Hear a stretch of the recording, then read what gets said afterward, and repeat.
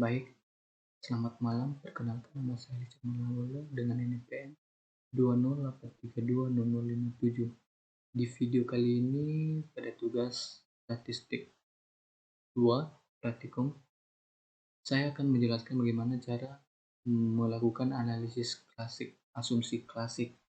Jadi sebelum itu kita mengisi data view dan variabel view-nya dari data-data tersebut. Dari sini ada kompensasi, karakteristik pekerjaan, kayak kepemimpinan, dan motivasi.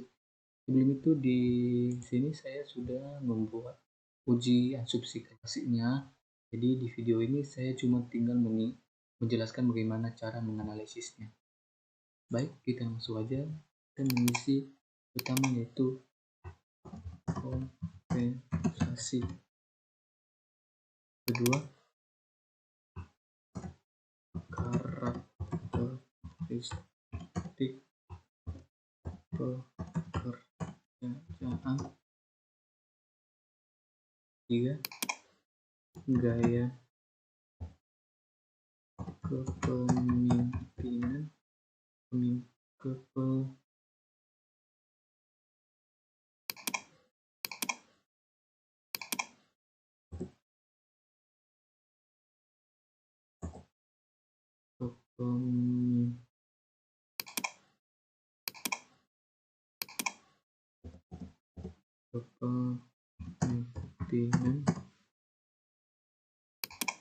Dan yang terakhir yaitu motivasi.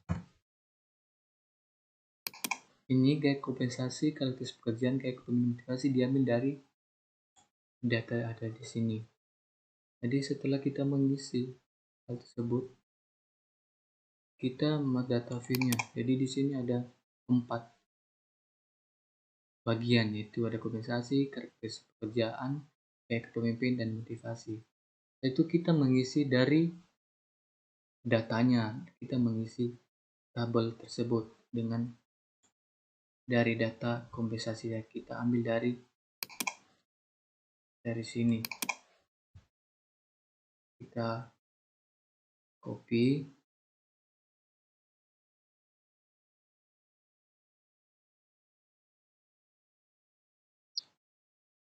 setelah kita copy, kita pastikan di sini. Terus yang keduanya yaitu karakteristik pekerjaan. Lalu kita copy,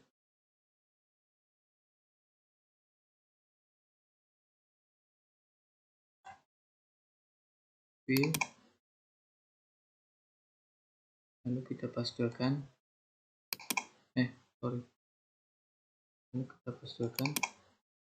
nggak ada coy.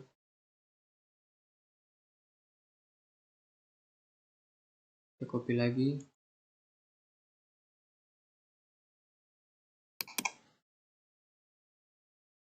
kita pastikan di sini, dan gaya kepemimpinan kita copy,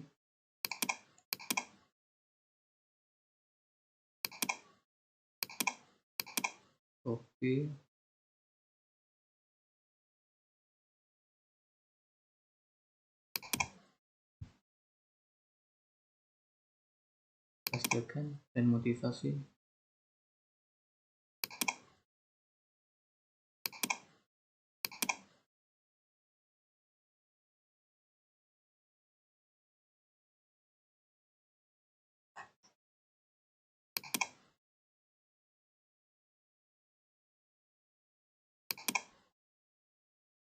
Setelah kita melakukan hal tersebut, kita melakukan analisisnya.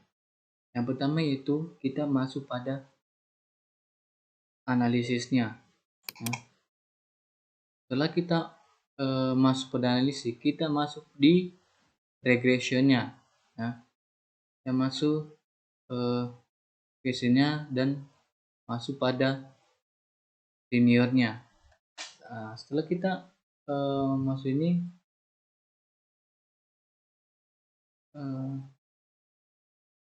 di kali ini kita menguji regresi linearnya. Pertama analisis, regresi dan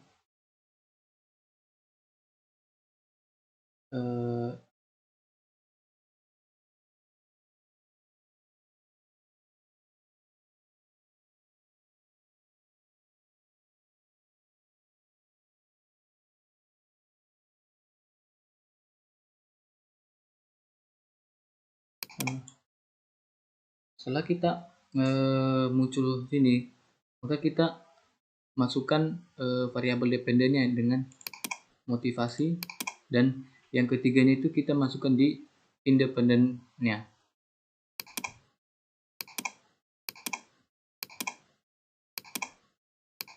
Setelah kita masuk di sini, kita masuk di statistiknya. Kita klik.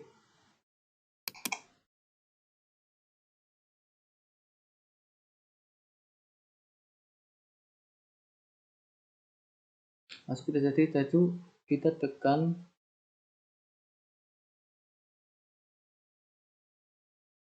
kita beri tanda centang di W Watson dan qualitative diagnosis. Setelah itu kita tekan continue. Setelah itu kita masuk di plots-nya. Itu kita isi variabel Y dan variabel X-nya. Jadi variabel X-nya kita isi variabel Y-nya kita isi skripsi, dan variabel X-nya kita isi JP.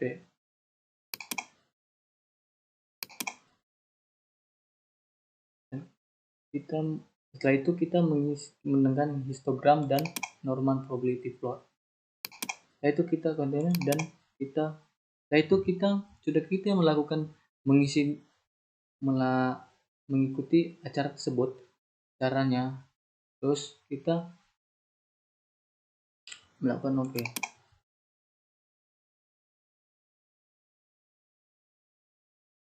Maka hasilnya seperti ini. Setelah itu kita melakukan analisis kedua.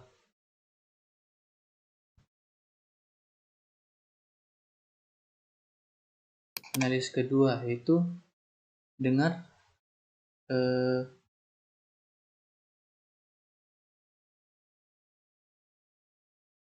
analyze, compare mass,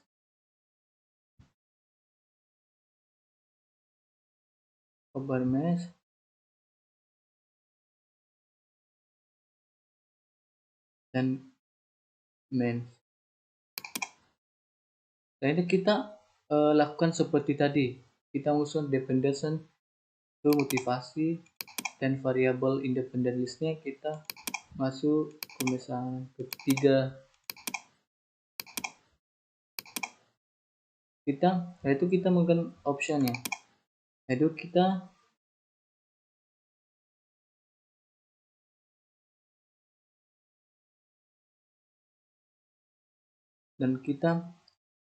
memberikan centang di test for linearity. Itu kita OK kan. Maka ini hasilnya. Hasil dari analisis regresi linear dan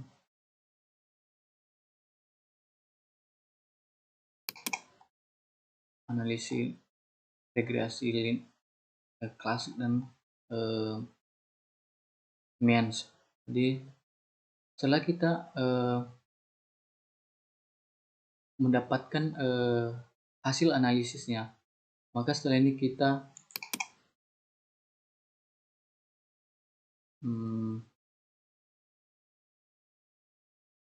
kita melakukan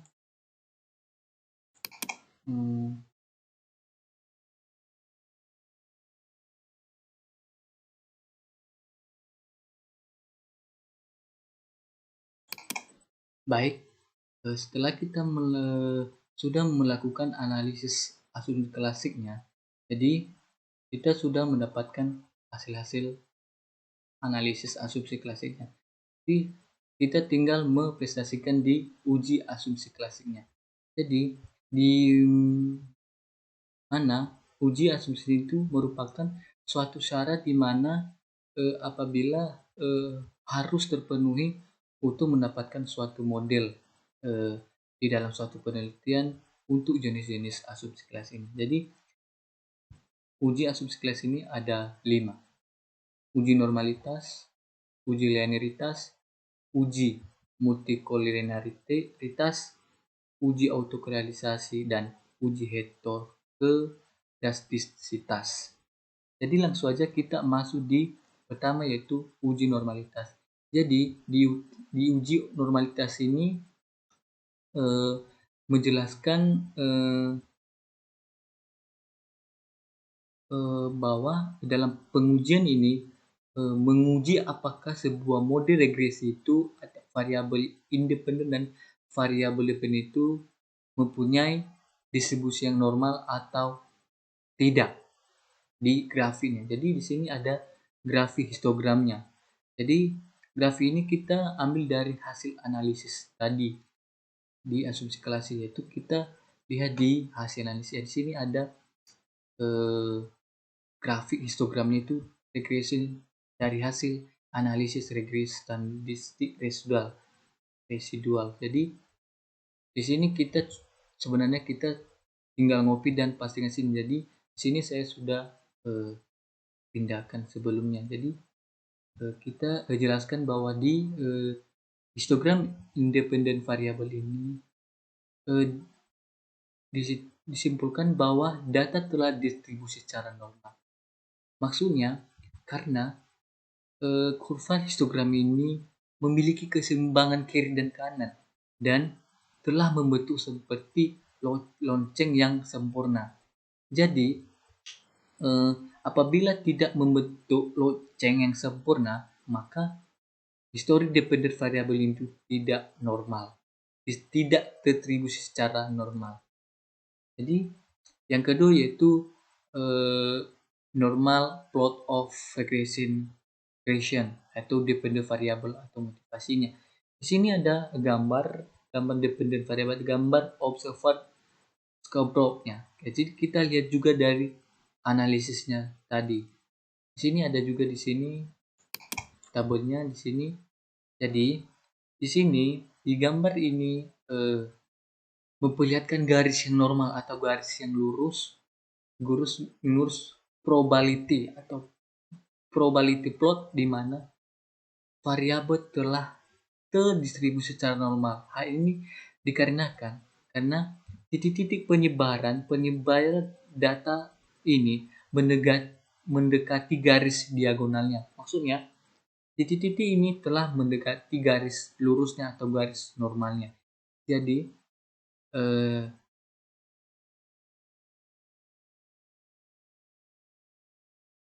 maka dikatakan variabel telah terdistribusi secara normal, dan jika tidak maka tidak dikatakan normal.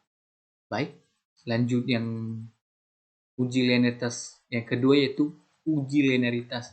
Jadi di uji linearitas itu menjelaskan bagaimana hubungan variabel bebas dan variabel terkaitnya itu apakah hubungannya itu terdapat hubungan yang linear atau hubungan yang positif. Jadi langsung aja kita masuk di pertama yaitu tabel 1 pengujian linearitas 1 di linearitas kompensasi dengan motivasi. Jadi di sini ada tabelnya atau ada hasil pengujiannya. Di sini kita lihat di hasil analisisnya di sini di Innovate Table. Jadi di hasil analisisnya itu ada kompensasinya, yaitu ada motivasi kompensasinya karena linearitas kompensasi dengan motivasi. Maka kita jelaskan bahwa hasil tabel menunjukkan bahwa nilai deviation from linearity adalah sebesar 0 0,0. Jadi nilai tersebut tuh lebih kecil. Jadi nilai sin itu lebih kecil dari 0,5. Maka bahwa kita simpulkan bahwa hubungan kompensasi dengan motivasi adalah hubungan yang tidak linear karena sin-nya itu lebih kecil dari 0,5. Maksud yang kedua yaitu pengujian linearitas di linearitas karakteristik pekerjaan dengan motivasi. Jadi ada di sini, maka kita lihat di hasil analisis. Di sini ada hasil analisisnya. Maka kita bisa jabarkan, kita bisa jelaskan bahwa dalam tabel motivasi karakteristik pekerjaan ini menunjukkan bahwa nilai deviation from linearity itu adalah 0,177.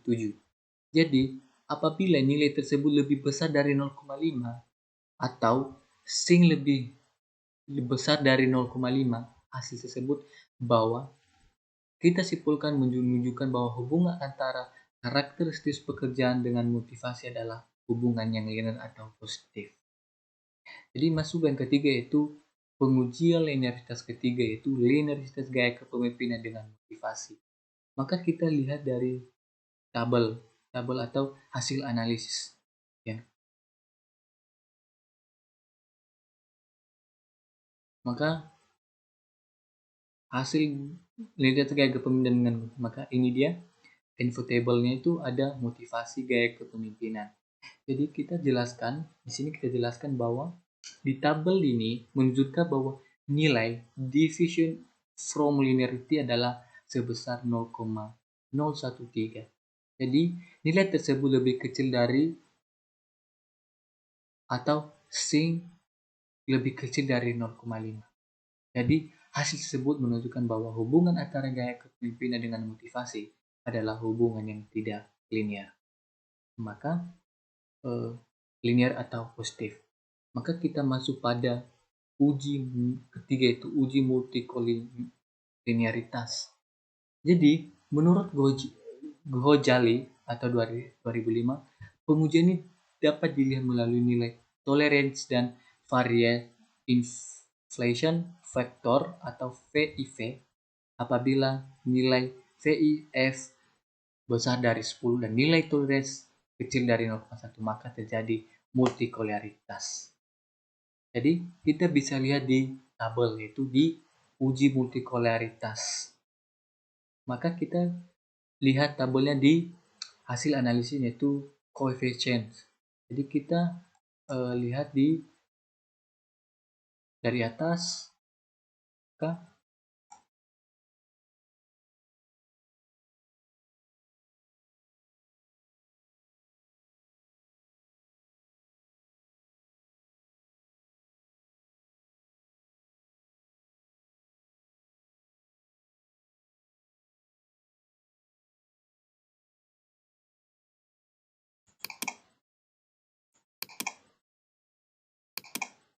maka kita bisa lihat di hasil analisisnya di sini ya.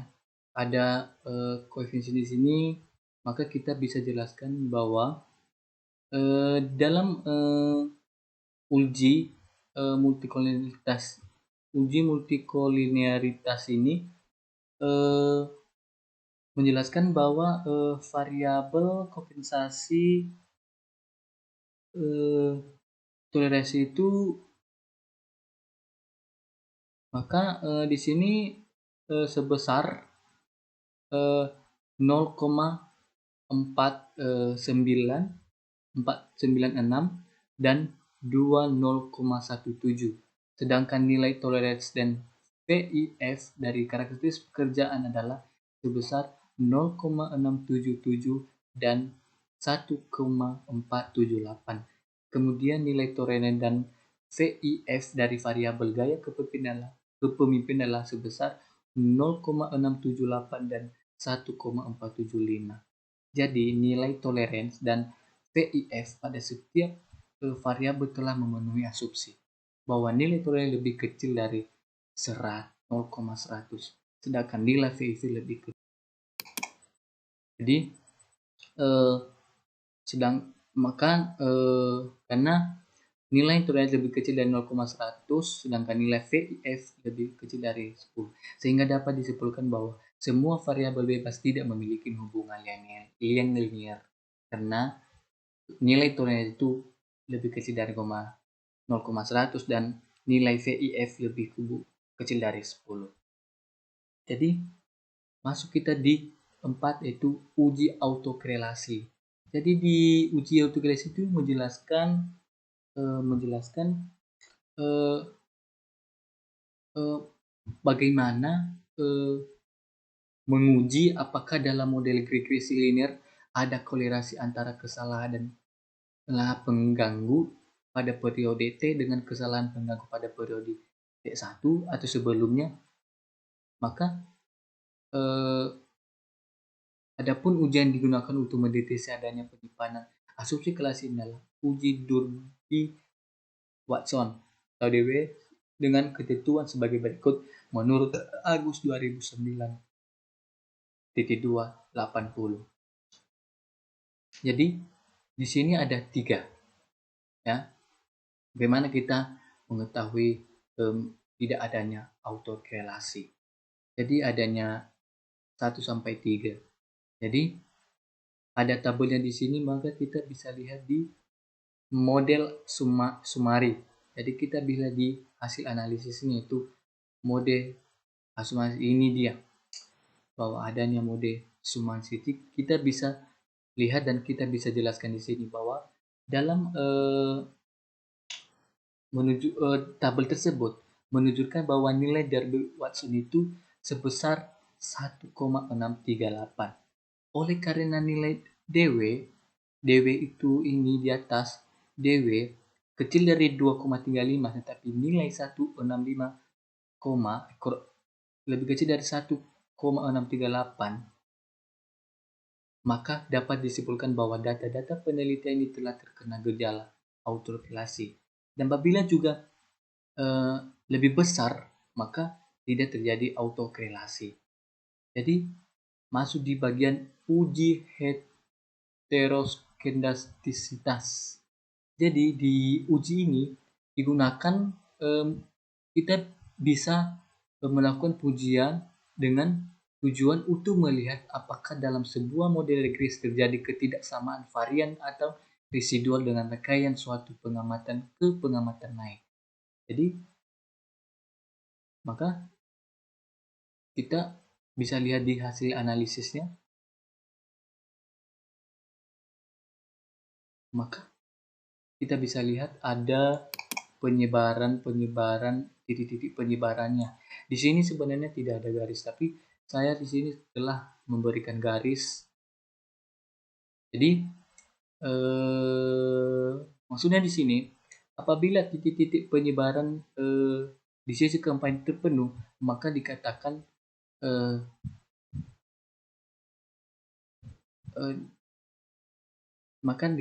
tidak terdapat gejala heteroskedastisitas.